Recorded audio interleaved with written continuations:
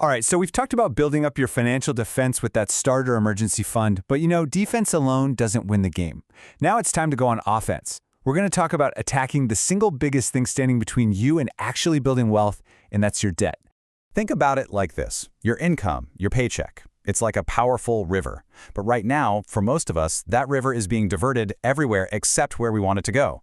It's flowing out to car payments, student loans, credit card bills, all paying for the past. You just can't build a financial fortress if all your building materials are constantly being washed away.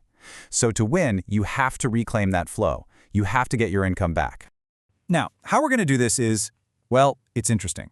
All the conventional wisdom out there says you should attack your highest interest debt first. And you know what? On a spreadsheet, that makes perfect sense. But the debt snowball method, it flips that script completely. We're going to ignore the interest rates and attack your smallest debt first. Sounds kind of crazy, right? Well, there's a really powerful reason for it. And this quote just nails the core philosophy. See, winning with money isn't just a math problem. If it were, we'd all be rich. It's a behavior problem. This whole strategy is built not for a calculator, but for a real-life human being, someone who needs motivation and some quick wins to stay in the fight. So, okay, let's get practical. How does this counterintuitive method actually play out? Let's break down the mechanics. The name really says it all. You start with a small snowball. That's your smallest debt. And as you roll it downhill, it starts picking up more and more snow. That snow is the money from your paid-off debts. And it just keeps getting bigger and faster until it becomes this unstoppable avalanche that completely crushes even your biggest debts.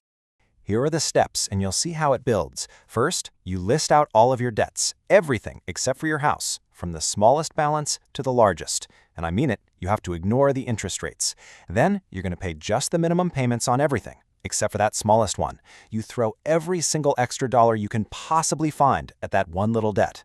Once it's gone, poof, you take the payment you were making on it, plus all that extra money you were throwing at it, and you roll all of that onto the next smallest debt. And here's why that's so crucial. When you knock out that first small credit card or a little medical bill in just a month or two, you feel this incredible surge of progress. You actually prove to yourself that you can do this.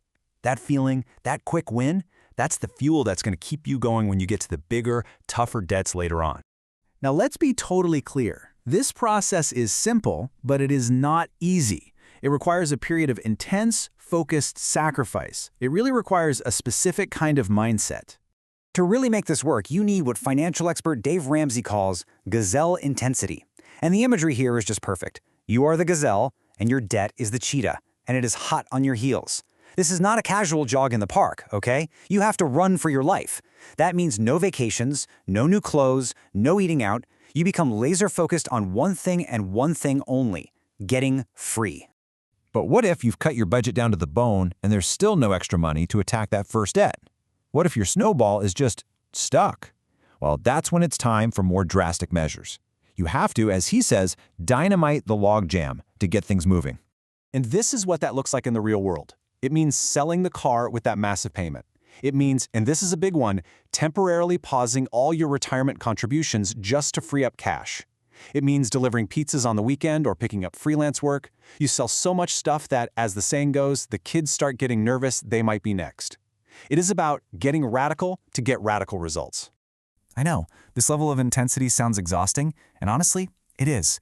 But here's the really good news. It is not forever. For the average person who follows this plan, this all-out sprint to get out of debt takes about 18 to 20 months. Think about that. It's a finite period of sacrifice for a lifetime of freedom.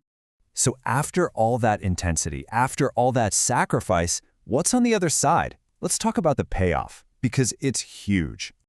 You know, this journey is about so much more than just numbers on a page. It's the hardest financial step for a reason. It forces you to look your habits, your priorities, and your whole relationship with money right in the eye. When you come out the other side, it's not just your bank account that's changed. You've changed. And the tangible finish line for all this work is an incredibly powerful one. The goal is to be completely 100% debt-free. No car payments, no student loans, no credit card balances.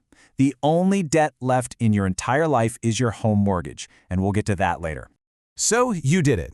You fought the fight and you won. All of that money that used to pour out to banks and lenders every single month is now yours to keep. The most powerful wealth-building tool you have, your income, is finally completely unleashed. The only question left is, what are you going to build with it?